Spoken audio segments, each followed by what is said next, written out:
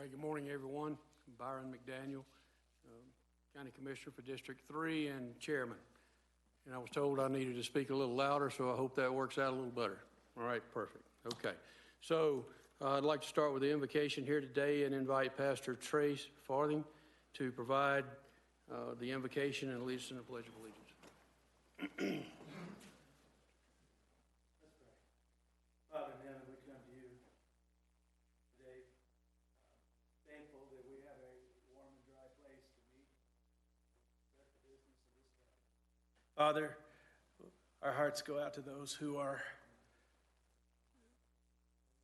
having a hardship through this weather, those who aren't as warm, aren't as dry, those who, when the weather turns like this, who struggle. We ask you to be with them.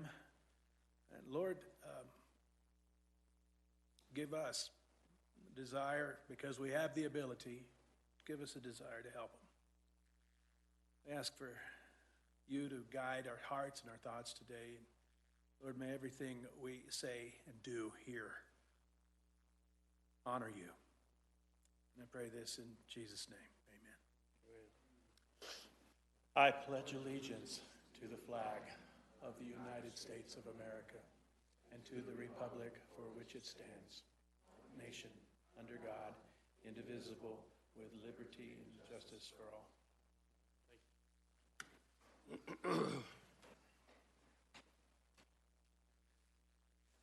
All right, it is February the 12th of 2025, and I'm calling this regular meeting of the Board of County Commissioners to order at 11:02 exactly. So can we get a roll call, please? Commissioner Buck? Present. Commissioner McDaniel? Present. Commissioner Schroeder? Here. Thank you. So next, our first item on the agenda is to approve or approval of the agenda. So is there a motion for approval? I make a motion to approve the agenda with the addition to item G4 and H2 to include designating a representative for the collective bargaining negotiations and pending litigation with the Sheriff's Office. Second. All in favor? Aye. Aye. Aye. Motion carries. Next item we have is the consent agenda. And I ask for a motion to approve the consent agenda. Mr. Chair, I move we approve, or I'd like to amend the consent agenda to remove items D5 and D6 and approve the consent agenda as amended. Is there a second? I second. Further discussion? All in favor? Aye. Aye. Motion carries. Next item is elected officials, department heads, and staff reports.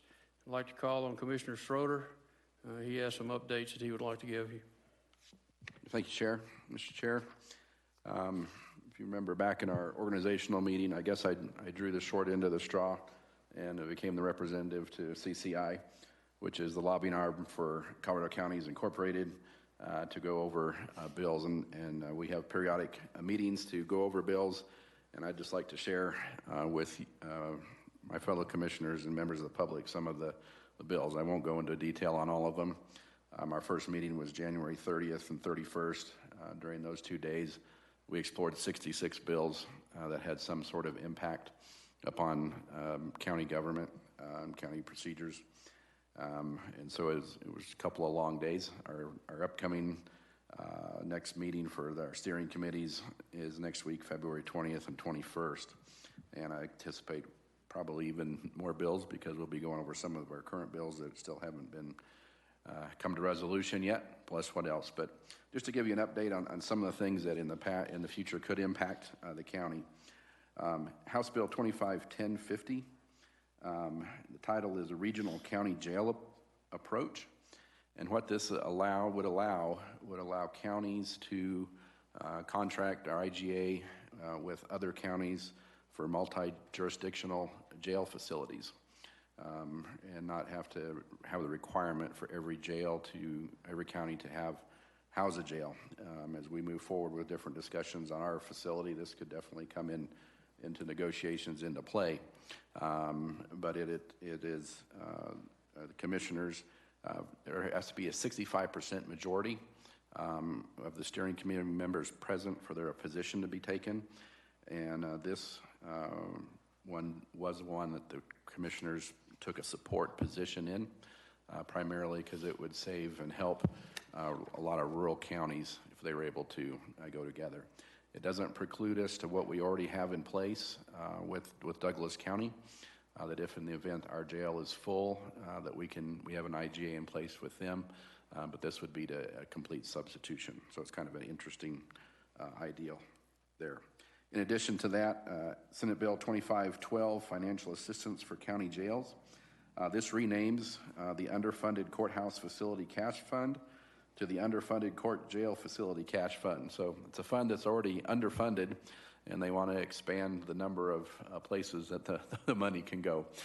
Given the current tremendous budget deficit, or the proposed deficit anyway for the state, this probably will not go anywhere, but it would extend a grant program if passed, that we perhaps could do some upgrades in the jail, just knowing that you're expanding the number of applicants to the limited funds as it goes forward. Senate Bill 2547, the enforcement of federal immigration law. This one was co-sponsored by our current House member and former Commissioner Chris Richardson. This would allow local officials, police officers, local governments to cooperate with federal law enforcement and immigration law, as we have a prohibition on that right now. We were told at the time of this, back in January, into January, the sheriffs were in an amend position on this bill.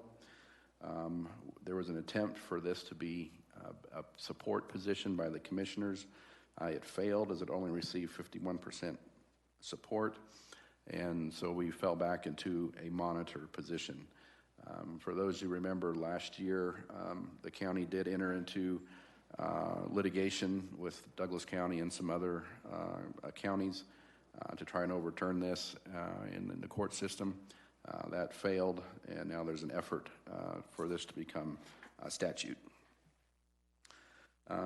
House Bill 251030, his title is Accessibility Standards in Building Codes, and what this would require mandates local governments adopting or substantially amending their building codes to ensure these codes meet or exceed accessibility standards outlined in the IBC. And so there was quite a discussion on that, if that was needed to be more local control or if it needed to be a state standard.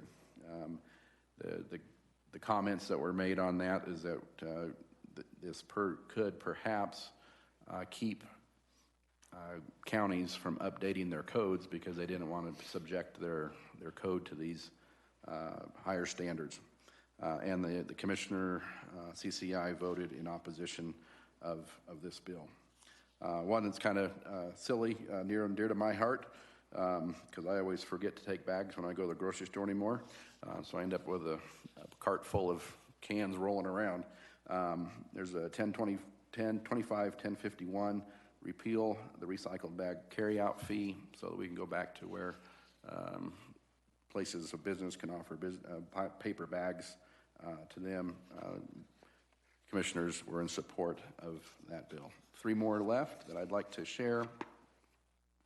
House Bill 251089, county mail ballot signature verification requirements. Again, this was one that was co-sponsored by Representative Richardson, that would require at the signature verification process, bipartisan teams are the ones that are taking a look at that currently. According to rule, it's only one person can have that, has that authority to pass through ballots. So just a good idea to have bipartisan teams all the way throughout the election process. No position was taken by the county commissioners. We're waiting on the county clerks to take a position. So get those clerks busy. Also, House Bill 25057, non-citizen voter registration cancellation. This would mandate that many different agencies of the state collaborate And if it became known by one agency, such as DOR, CDPHE, DOC, et cetera, even to the point of a person saying, I don't want to do jury duty because I'm not a citizen, that information is then shared with Secretary of State, passed down to the clerks so that we have opportunity to clean up the rolls a little bit better. Again, that was a monitor position, mostly waiting again on the clerks and the secretary for input on that one. The last one that I'll talk about, but I'm happy to share this little booklet with anybody that wants to. There's a lot going on. House Bill 25-1093, title of the bill is Limitations on Local Anti-Growth Land Use Policies. The CCI took a monitor position on this, interesting discussion versus local control versus private property rights. And so there's an ongoing debate on that. And as an agency or as a group, we took a monitor position on that, but that one will no doubt have lots of controversy attached to it. So that's just a brief update, Mr. Chair, but give you an idea of what goes on as we discuss different bills. And I'll be doing that periodically after we have meetings. Thank you for your time. Thank you, Commissioner Schroeder. Are there any other elected officials that have any updates?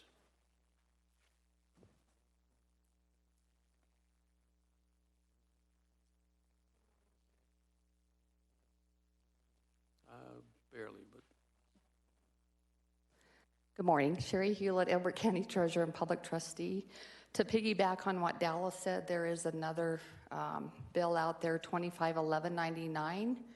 I believe it's a House bill, and that is being brought forward to allow 4 installments for property tax payments instead of 3. Currently, we have, you can make your payments in halves or pay them in full. The County Treasurer Association is not in favor of this. And the reason being is our school districts, their budget year ends in July. So I read it quickly yesterday, and the last payment they're recommending is September. That, in my opinion, that is not feasible for our school districts and the rest of the taxing entities that get their bulk revenue in February, June, and April. So when we collect property taxes, let's say, take for instance, February 28th, the first half is due. School districts and all taxing entities get their disbursement the following month in March. School districts get an additional distribution after a deadline. So they get paid another check or get more funds that follow 2 times in March. Not only is this, in my opinion, and the association's opinion, not fair to our taxing entities, staffing for our county treasurer offices could increase. So there's more cost to counties that way. Like right now, this month, we're slammed. Every time I go to the post office, our box is full. And that's, we're posting these payments manually every day. I see that. And then not only that, well, we may have to upgrade our technology so that our systems are able to handle 4 additional payments. And then we run into our tax lien sale, which happens in November. We start advertising in September, October, depending on what the property is. And then we have our tax lien sales in November. So I just wanted to put that on the record to you, gentlemen, to let you know that, and I can forward you some information that I've received from my association, that we are not in favor of this. So if we would be, I would be, and the association would greatly appreciate your support against 1199. Other than that, tax notices went out the end of the end of January. So we're busy collecting taxes and very busy in the office On the foreclosure side, the public trustee side, we're still staying relatively slow. So that's good news there. If you have any questions for me? I totally agree with you on the House Bill 1199. I assume that would dropped after our January 30th. It's pretty new, and I assume we'll be talking about that next week. What, just to give me some information, as far as for next week for arguments, what is the reasoning behind trying to put this out there? What are the proponents trying to accomplish? Well, when property taxes went up last year, or the year before, there's businesses in Denver that brought this forward and were promoting or wanting this to go through. I think their premise is that this will help taxpayers handle their property tax payments easier. Our stance on that at the time was, we have some treasurers in the association that are business owners. When you own a business, or not even if you own a business, if you're paying your own taxes, like any other bill, you put money aside so that you can get that paid. So I think that was their reasoning behind it, is that they thought that would help the taxpayers make it more manageable for them. I mean, I understand that, but, we already have a way to do that. In my opinion, and what I stated was, if it were me, instead of giving the county my money to earn interest, I think I would rather put it in a savings account and then however much that would be, and earn interest for myself and not the county. So I think that's where this all came to be, was when property taxes skyrocketed and went up, and the senator that brought it forward has resigned, and so somebody else has stepped into that role to try to push this through. So. Thank you. I got a question. Have they given any thought to a small administrative fee for that payment? It's basically a payment plan, if you will, similar to an insurance company, where if you want to pay monthly, they'll charge you an extra $4 a month. And that might be something to alleviate some of those extra administrative costs. Right. To offset that. That was not a part of the bill. I don't know if they've considered that, but yeah, it could take it. The counties are going to they may have to hire additional staff, more, another computer system. In our situation, bigger counties, they may have to hire 4 or 5 people, depending. So I can forward some information that I have from my association, so you can see their thoughts. But since this was brought up today, I thought it would be a good time to bring that forward to you. So, You had an opportunity to see what this might cost us, maybe I know this is pretty fresh, but just curious, what do you think it might cost the county? Something maybe you could report back and just let us know. Yeah. You write letters. My best guesstimate is around $80,000 a year, if we have to hire right now I'm a working treasurer, so I'm posting payments right along with my staff, who do a wonderful job. But we're busy, and that's not the only thing we do. Right. So that 80,000, and I understand that's a guesstimate. Right. But that wouldn't include like a different computer system platform, things like that. Are you including that in the 80,000? That would include like supplies and a desk and basically our computer program, Tyler Technologies. We've gotten information from them. Under our current contract, they have to follow any laws that are passed. So if this passed, they would have to accommodate all the Tyler users to make this happen. So there wouldn't be an additional cost there, but we still have IT issues that we'd have to address. All kind of hidden things, yeah. Right. Yeah, I'm with you. I was just curious about that. Yeah, Thank you. yeah. Thank you. And I do have, Routt County's a similar county to us, and she's put some pretty good information together that I can send to you if you'd like to see it. Yeah, I would. Thank you. Okay.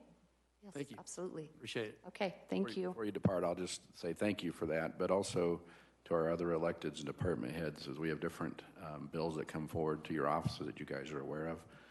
Let me know, so we can certainly make our argument at our steering committees, and having more information from the different departments certainly helps. So don't feel hesitant, don't be scared to come talk to me about what position you'd like to see us on bills.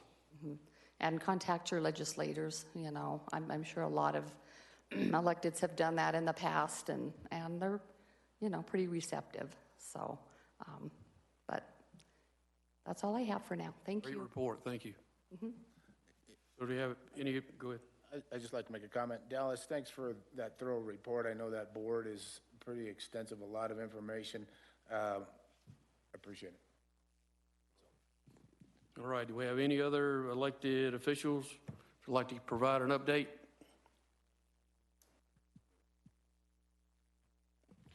I can provide a quick update on the signature verification bill that Chris Richardson is part of introducing.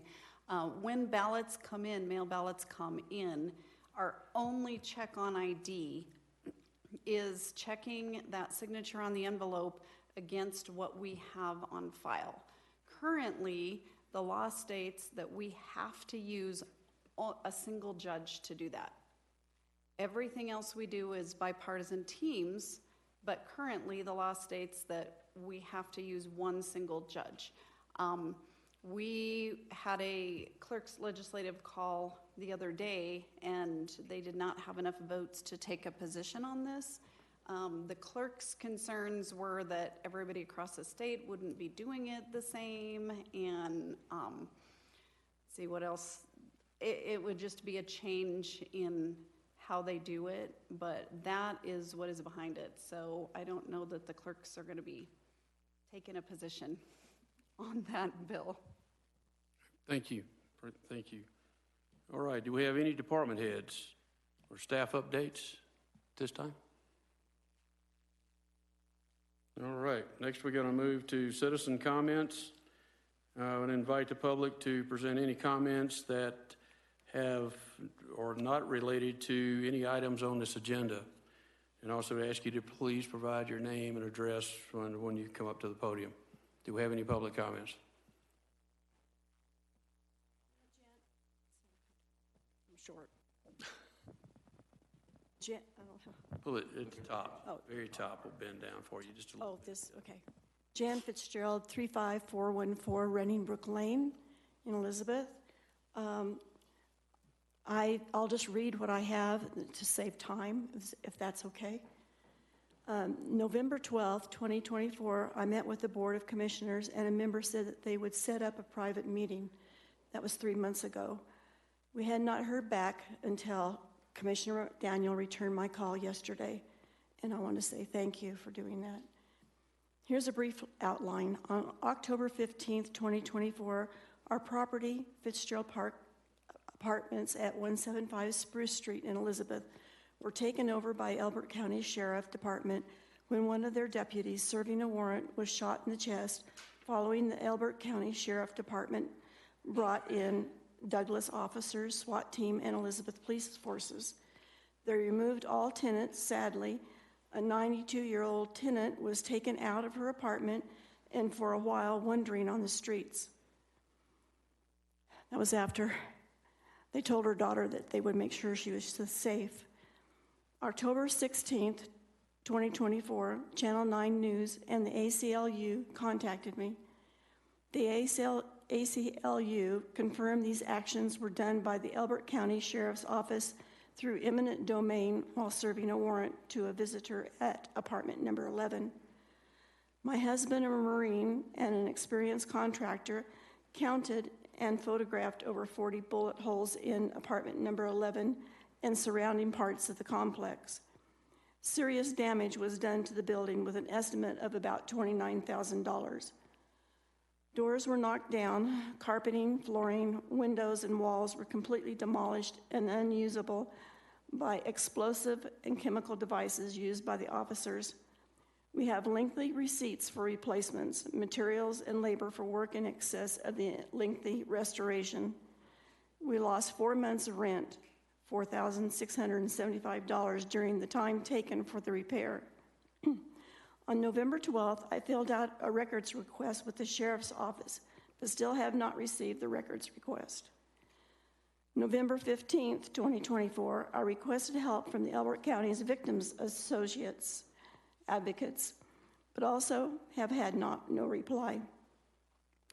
On December 10th, 2024, 2 ACLU reps flew into Denver and came and talked to us, confirming Elbert County Sheriff Department was responsible for the damage. I'm sorry, I got a really dry throat. Elbert County Sheriff Department was responsible for the damage under their use of eminent domain. They have offered to bring action if we requested it. We do not want the county to have to spend taxpayers' money to defend that, and are thankful for Commissioner McDaniels again. Commissioners, that's 3 minutes. That is scheduled on February 18th next week. We will be taking a list of expenditures. I have one small more paragraph. Is that okay? You can do it quickly. That'd be Okay. On January 30th, ACLU went over facts of the eminent domain law on 3 different occasions. Owners of a property taken by such are required to compensate the owner. I have asked, and I'm asking again, to be compensated. With that to start by the end of February. We will waive interest if prompt settlement and payments can be started by then and be completed in 60 days. Again, thank you, Mr. McDaniels, for agreeing to meet us February 18th. Hopefully, we can discuss reimbursement for the monies owed to us. Thank you. Thank you.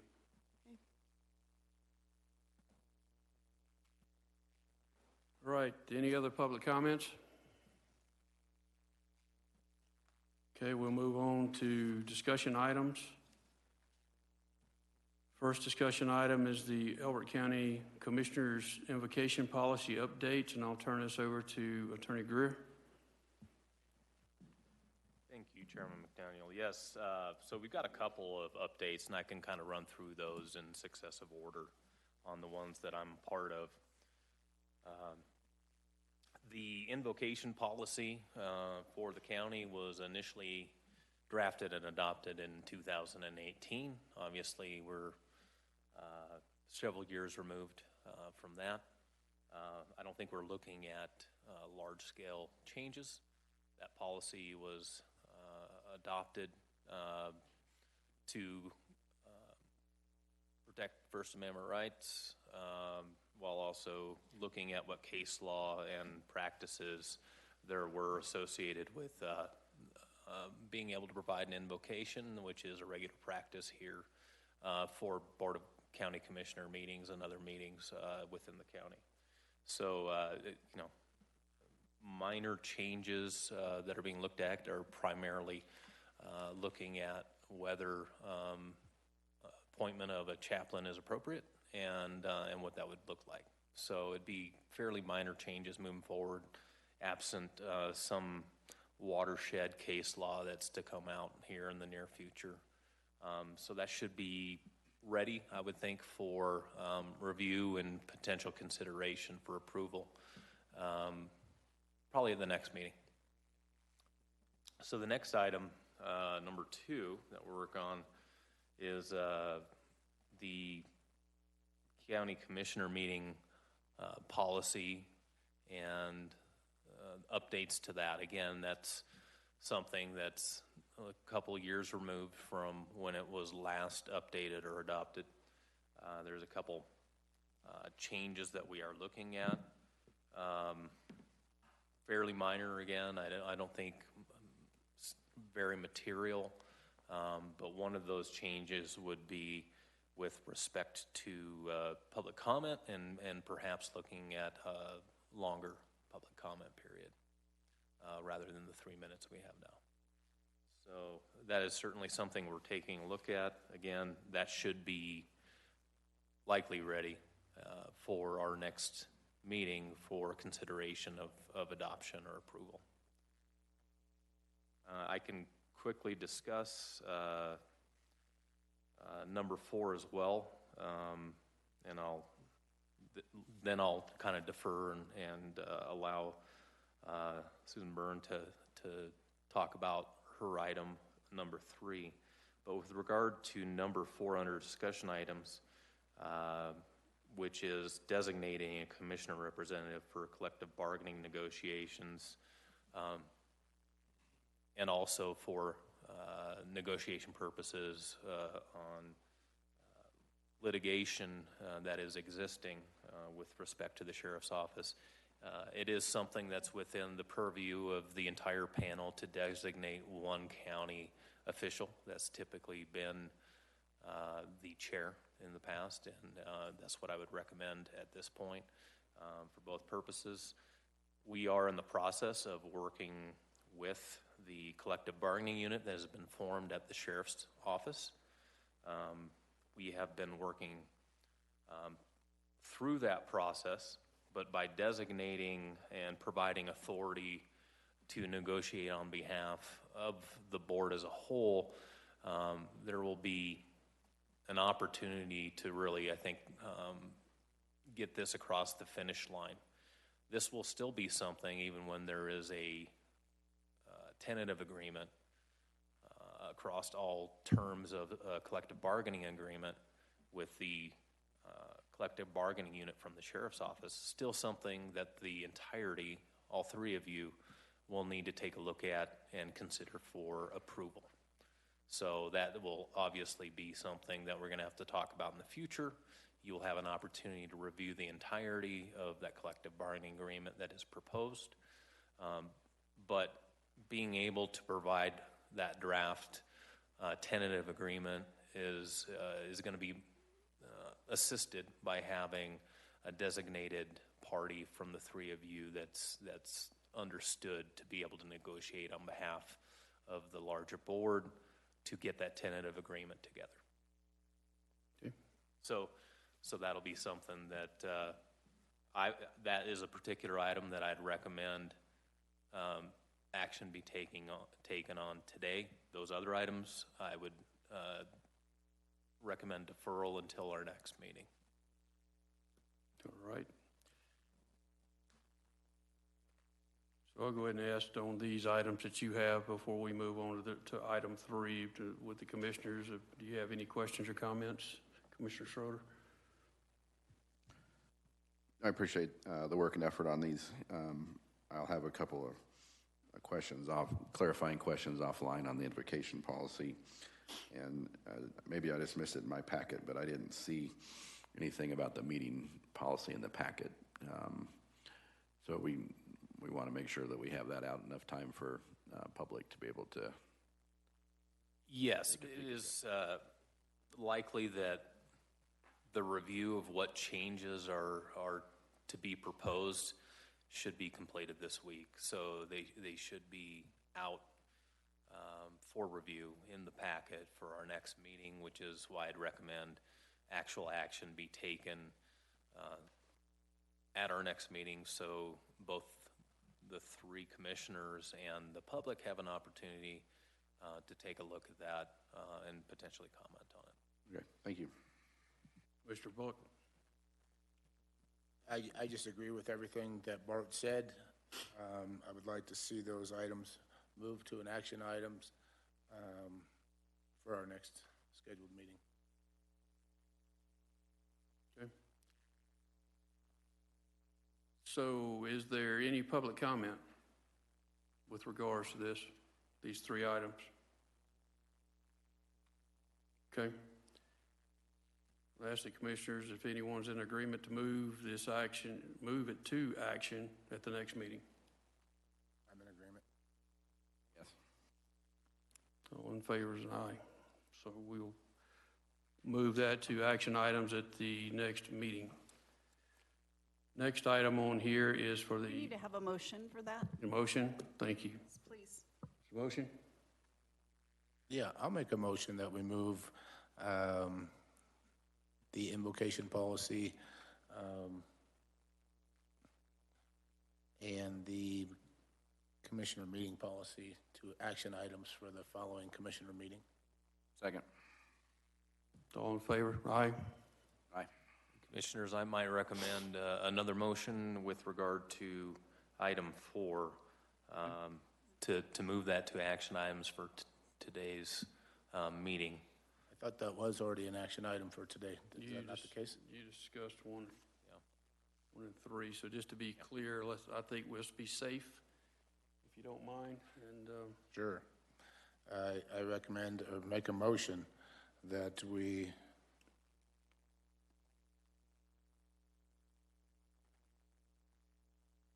move the designation of a commissioner representative to an action item. Second. all in favor, aye? Aye. Motion carries. All right, thank you, Rhonda, for that. Appreciate that. Next item on here under the discussion items, item number 3, and that is with Susan Byrne to present her report with the annual Pines and Plains Library District.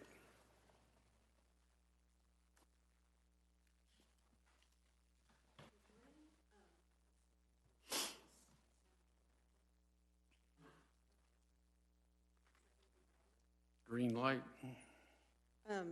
Good morning. I'm Susan Byrne. I'm the director of the Pines and Plains Libraries, and I'm excited to be back here for my 3rd report to the Board of County Commissioners. And I'm going to start with our district's financial health, and then I'll give you a quick update of what we've been doing for the past year at the libraries. So in your packet, you had a financial report. I don't know if you've had a chance to look at that. I have extra copies if you want to take a look at it now. So our our revenues come through property tax, and our mill levy is 2.516, and that has not changed since we became a district in the year 2000. So we budgeted in 2024 $1,588,431 for property tax, and we actually received $1,659,646. The specific ownership tax, we budgeted $150,000 and received $234,353. So our total budget was about $1.74 million, but we ended up with revenues of $1,893,999. So on to expenses, and I'm not going to go through all of the expenses. Obviously, our personnel expense is the largest expense, and then followed by operations. But our budget for 2024 was $1,379,526, and we spent $1,261,892, so below what we had budgeted. So what happens with all that is we hold it in our reserves, and we are working actively towards renovation of various libraries. So let me just go over the reserves with you. At the end of 2023, we had $2,147,419, and then increased that by about $600,000 for the end of the year 2024. $2,751,681. So again, what I mentioned, we are holding these reserves for the renovation. We are renovating the Kiowa Library at the moment, working on the contracts for that, just the restroom area. And then our big movement is with the Elizabeth Library. So let me do a quick summary of what happened last year with the Pines and Plains Libraries.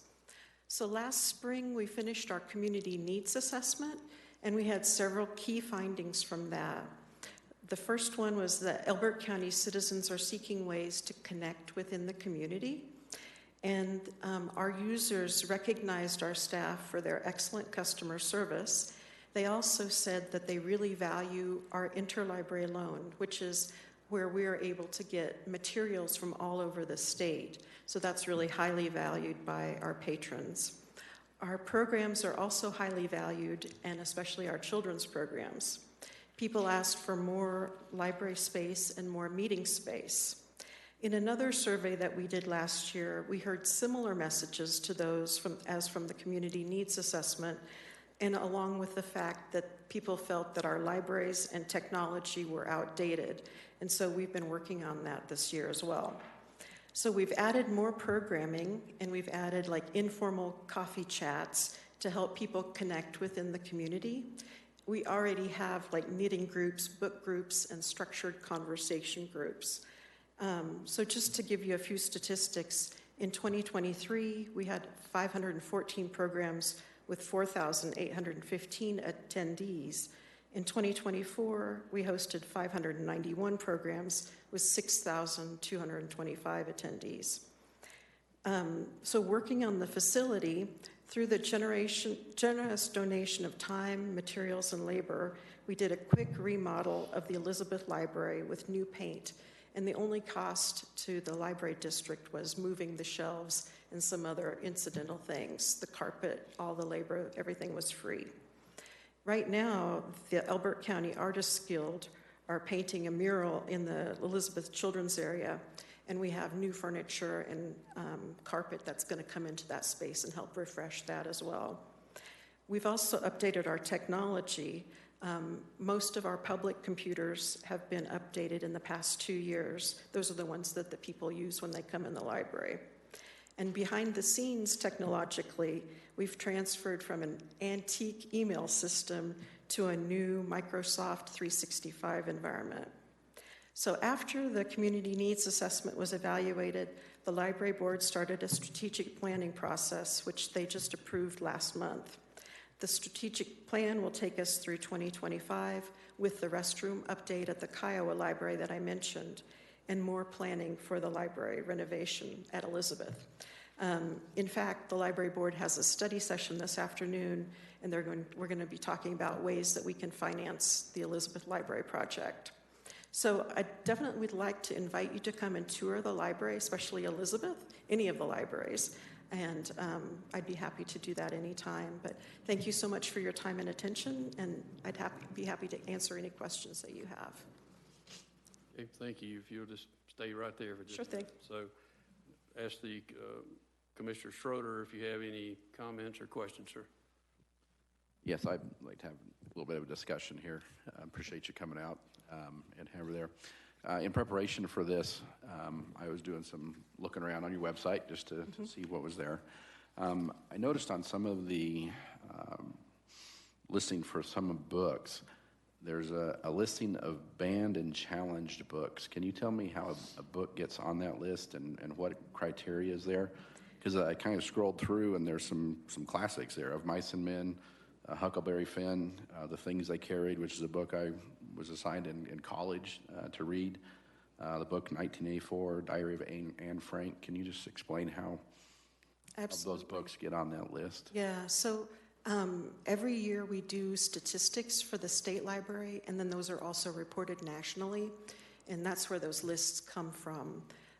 I know it sounds outrageous that Diary, Anne Frank would be banned, but those have been challenged in different places across the nation. So yeah, we do our annual report to the state library every year with all of our statistics, and we tell them if we've had any banned books, and we tell them what the banned book was, and then they report that nationally, and then that comes back in the form of these lists to us. So there's a national organization that is evaluating this? Is that what I'm hearing? Yeah. Before that comes back. So do you have any control as a library over what books and material are in there so that we have age-appropriate content and that sort of thing within our libraries? Absolutely. So we have policies in place that tell us how to purchase materials for the library. Some of it's based on demand. If we have an author that people have read before and they really like, naturally we'll select that. And we also select based on, what we think that the community is going to be reading, what they're going to be interested in. And we read a lot of reviews and look at a lot of different resources to find, things that we want to bring into the library. And some of those have, in the reviews, sometimes they have recommendations about where they should be placed in the library. And sometimes it's something where we'll bring it in and look at it, and then we'll, decide where we want it to go. So it kind of depends on what the item is. But we have policies in place that we follow about, what it is we're selecting, why we're selecting these things. We think people are going to read them. and then where we want them to go within them. I didn't see any. Are those just internal policies, or are they, No. did I miss them somewhere on the website? No, yeah, they're in there's the policy manual on our website if you go to the trustees tab, and it's called the collection development policy. So that's how we decide what it is we're going to bring into the library. So you'll have to catch me up on some policies then I have a question about. So if there is a book that is questionable, perhaps because of age appropriateness due to sexual content, drug use, et cetera, are there safeguards in place for parental involvement with those materials? So we also have policies for that. And so what we start off with is a conversation. Someone comes to us and says, we think that this book is inappropriate. And so we sit down and have a conversation with them and talk with them and hear, what their side of the story is and what their concerns are. Sometimes that's enough, but we also have a formal policy where they can fill out a form. They can tell us on the form what it is that they object to, and then we evaluate that, and there's a whole procedure for that as well. Okay.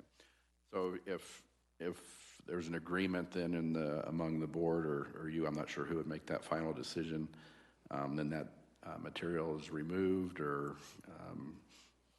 put some controls on it or something? It's based on the outcome of it's like an investigation that we do on every book that is challenged. Okay. And so that would, any safeguards in place would include the online downloads for Kindle, as well as the interlibrary loan?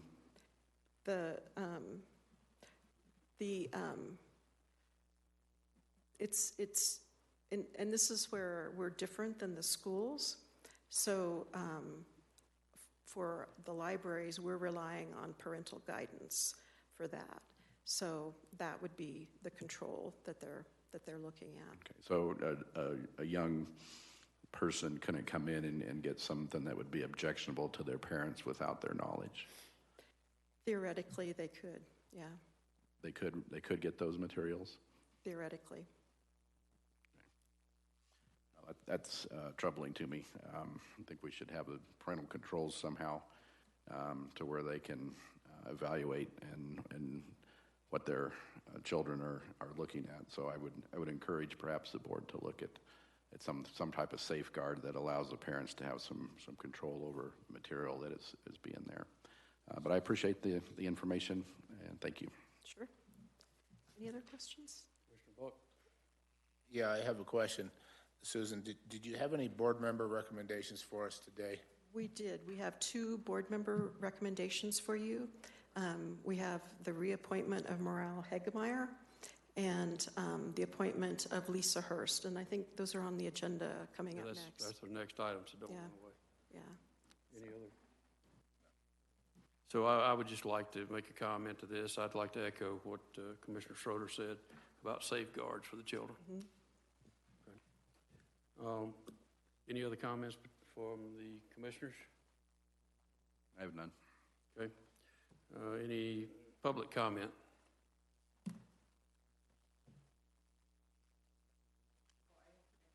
No. That's good. We can hear you. You want to come up? You want to come up? Okay. Okay. Come on up so everybody can hear you.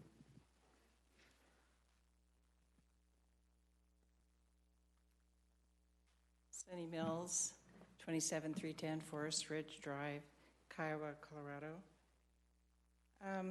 So I would like to know what the national organization is that produces the lists.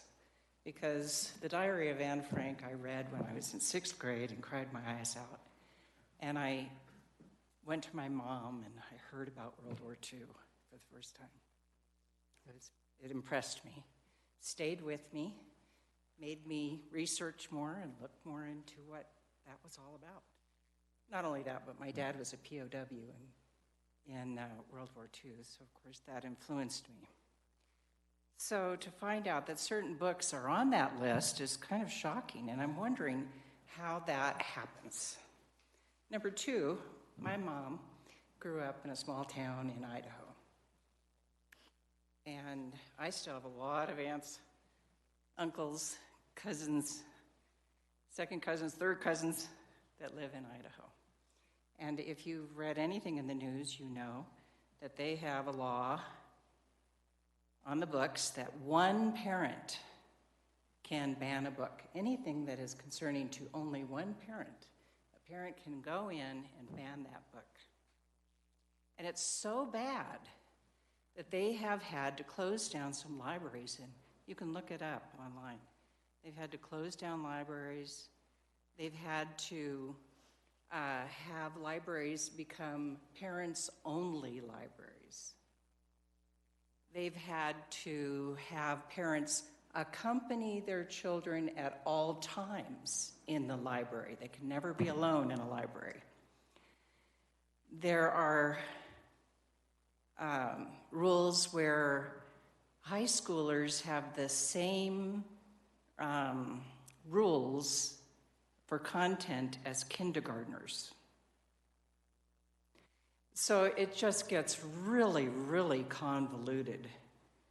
And we already see the tension that has been created. And Elizabeth, I went to read someone's comments. I didn't even know her, but I read the comments and I thought they were legitimate. The comments were, why don't we do it? Why don't we look at books the way we always have? Each school principal calls together the parents, and they form a board, and they look at the book, and they make their recommendations, and then each school, which makes complete sense to me because a high school is going to have different requirements than an elementary school. It just makes complete sense to me. So I went ahead and I read that, and when I finished, I had a man who came behind me to say that people like me were sapping the souls of their children, Commissioners. and I was devil spawn. Unbelievable. And my only comment was, teachers never have the worst in mind for children. Teachers are committed to their students. So that's it. Thank you very much. All right, any other public comments?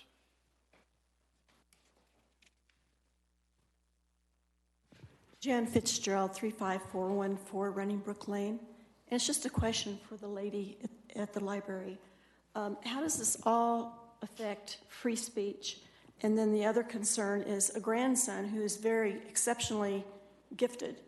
And by taking the books out of the library, it stifles him.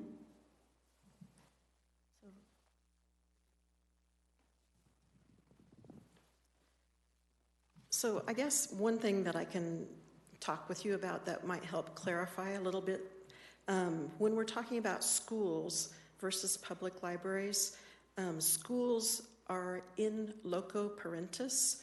That's Latin for in the place of the parent. But public libraries are not considered in loco parentis. So if that helps you at all in understanding this whole thing. So, and then the other question, what is the national organization that we report to? And again, the results are the challenges all across the nation in a given year. So we report to the state library with our statistics, and the state library sends it to the American Library Association. So that's that. I think I got all the questions answered. Thank you. Any Thank other you very much. questions y'all have?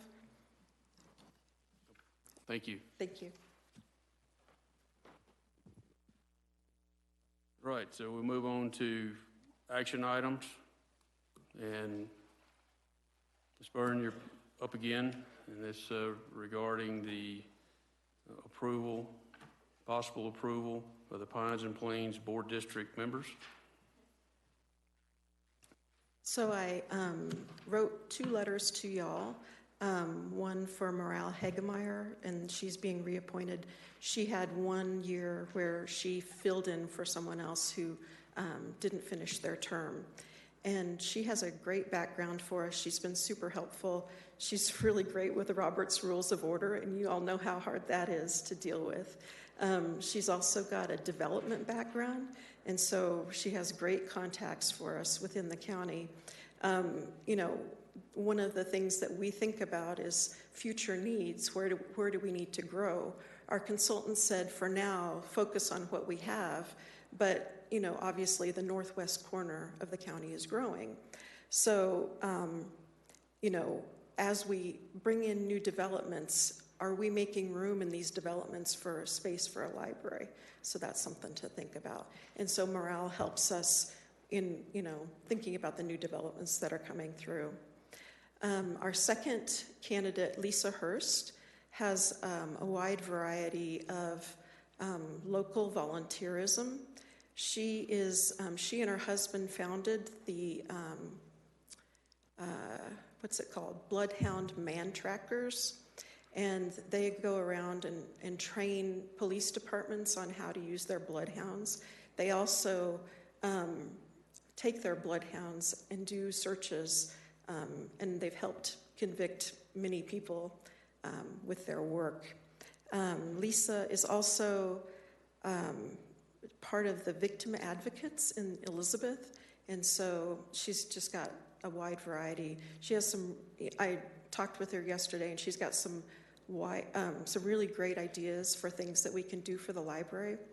We are definitely looking at increasing our senior services, and one of her ideas is to set up phone trees where we have seniors calling seniors on a regular basis just to check in to say, hey, what's going on? Create that connection within the community. So that's a great idea. We started doing that during the pandemic, where we called our patrons and just said, you know, how are you doing? You know, because we couldn't see them during the pandemic.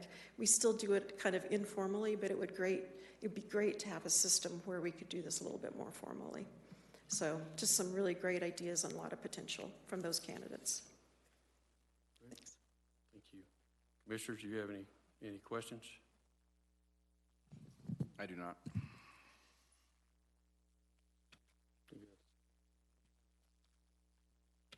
Okay, any public comments? Okay, I'll ask for a motion at this point. I'll make a motion to approve the Pines and Plains Library District Board members as recommended. Second. All in favor? Aye. Aye. Aye. Motion carries.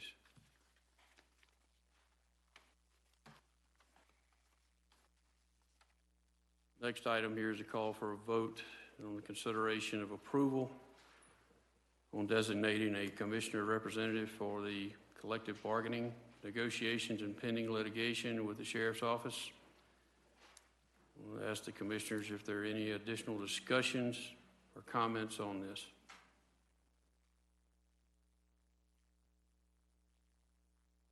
Okay. Is there any public comment? Okay, I'd ask for a motion. Mr. Chair, I'd like to make a motion that we approve Chairman Commissioner McDaniel to represent the BOCC Board in collective bargaining negotiations and pending litigation with the Sheriff's Office. Second. All in favor, aye. Aye. Aye. Motion carries. Next item that we have here is consideration of approval of authorizing signature powers for county accounts, adding chair and vice chair. This item is a housekeeping matter that will add myself and Commissioner Buck, the vice chair, to the community bank's accounts to allow signing of financial documents and payments. Are there any questions or discussions on this, commissioners? Okay. Are there any public comments? Seeing none, I would ask for a motion. I make a motion to approve the resolution authorizing signature power for county accounts, adding the chair and vice chair. Second. All in favor, aye. Aye. Aye. Motion carries. Next item is resolution authorizing the clerk to sign IGAs. I invite the county clerk, Rhonda Braun, to present this resolution. Good morning, Commissioners. Rhonda Braun, Elbert County Clerk. This is when we coordinate elections, like this fall, there will be school boards that are coordinating with us to put their candidates on the ballot. They're required to do that. And any entity that wants to coordinate with us, we have IGAs and MOUs for our coordinating entities and for the locations that we use to run the elections, like our drop boxes or any other locations that we have. The deadlines do not coincide necessarily. We have some pretty tight turnaround deadlines for the IGAs to be received by us, but then to be signed and then going right onto ballot certification. And they don't always coincide with a Board of County Commissioner meeting. So this just authorizes the county clerk to sign those agreements so that we can meet those tight deadlines.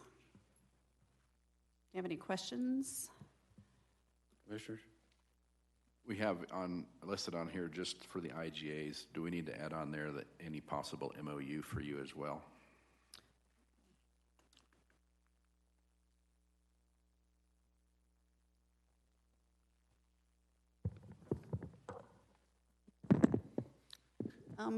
It does say it allows the,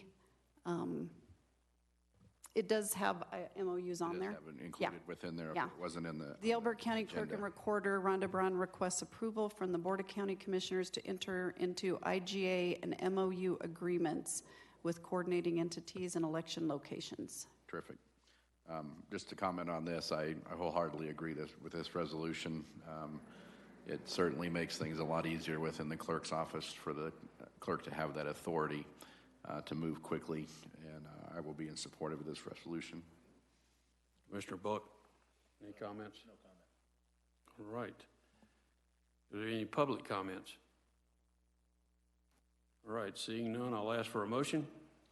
Mr. Chair, I move we approve the resolution authorizing the clerk and recorder to sign IGAs and MOUs in regard to elections. Is there a second? Second. All in favor? Aye. Aye. Motion carries. Next item is consideration of the December 23rd, 2024 minutes, and I'm asking for a motion. I make a motion to approve the December 23rd, 2024 minutes and dispense with the reading. Second. All in favor, aye. Aye. Aye. Motion carried.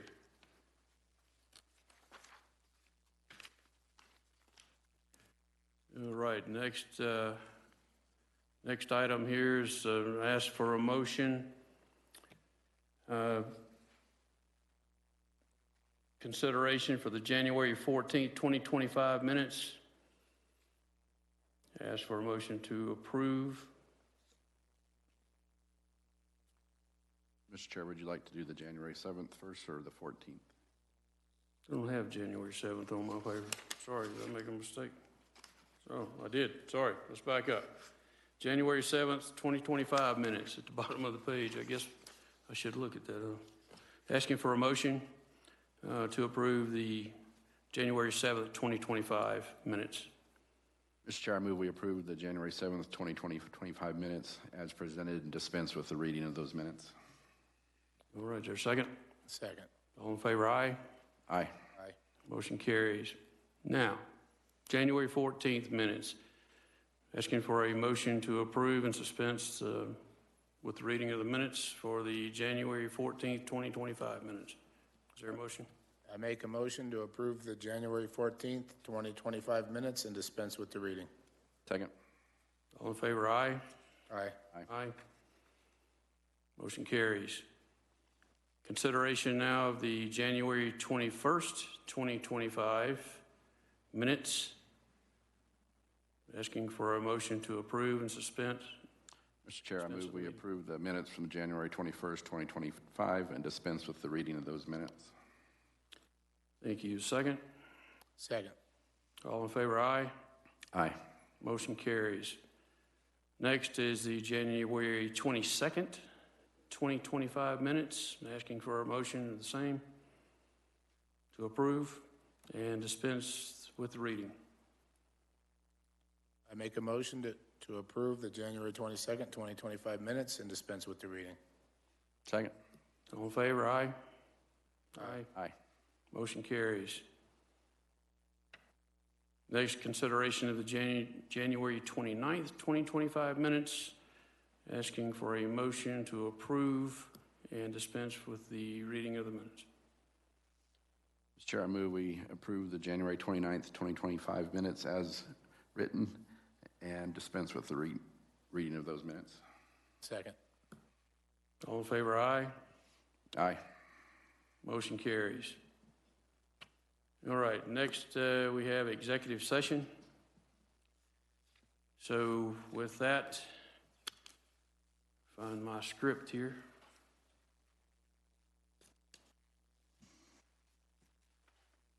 Is there a motion to go into executive session?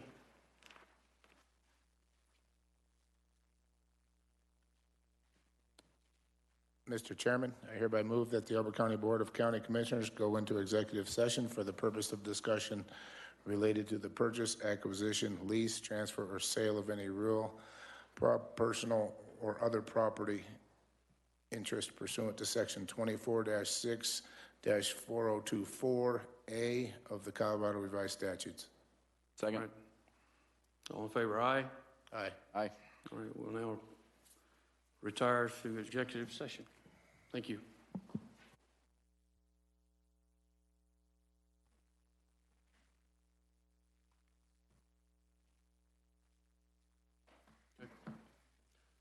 All right, the time is now 12:51 p.m. and the Board of County Commissioners will now come out and back out of executive session. The participants in this executive session were identified persons being Commissioner Schroeder, Commissioner Buck, Manager Fletcher, Attorney Greer, and myself, Commissioner McDaniel. The board took no formal action and is contravention of Section 24-6-402-4 of the Colorado Revised Statutes, and no adoption of any proposed policies, positions, resolutions, rule, or regulations took place. For the record, if any person who participated in the executive session believes that any substantial discussions of any matters not related to the motion to go into executive session occurred during the executive session, or that any improper action occurred during the executive session in violation of the Colorado Open Meetings Law, I would ask that you state your concerns for the record. Hearing none, the next agenda item is board planning. Mr. Chair, should we give some direction to our county manager and county attorney? Yes, that's correct. So I'm going to let Bart address that, how you want to legally phrase that, if you will, please.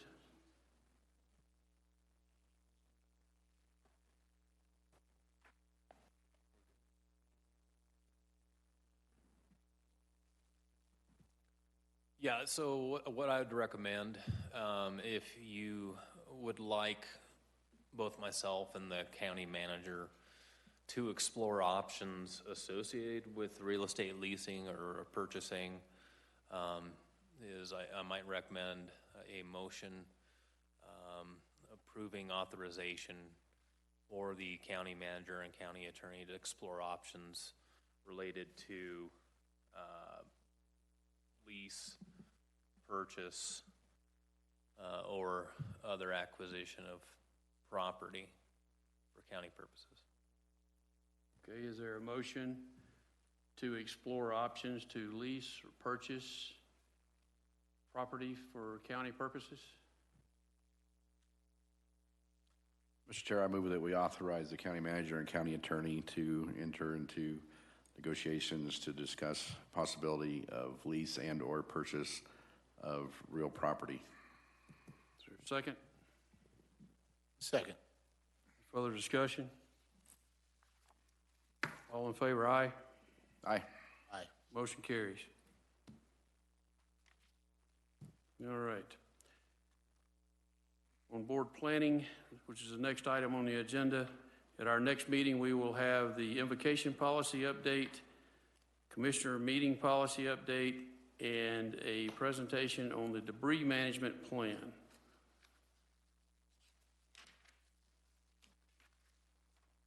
Next item on the agenda is the land use hearings, normally scheduled for 1 o'clock. There are no land use hearings scheduled. Sorry, my hands are cold and I'm trying to work on these papers. And I will ask for a motion to adjourn. I make a motion, we adjourn. Second. All in favor, aye. We Aye. are adjourned. Aye. Thank you.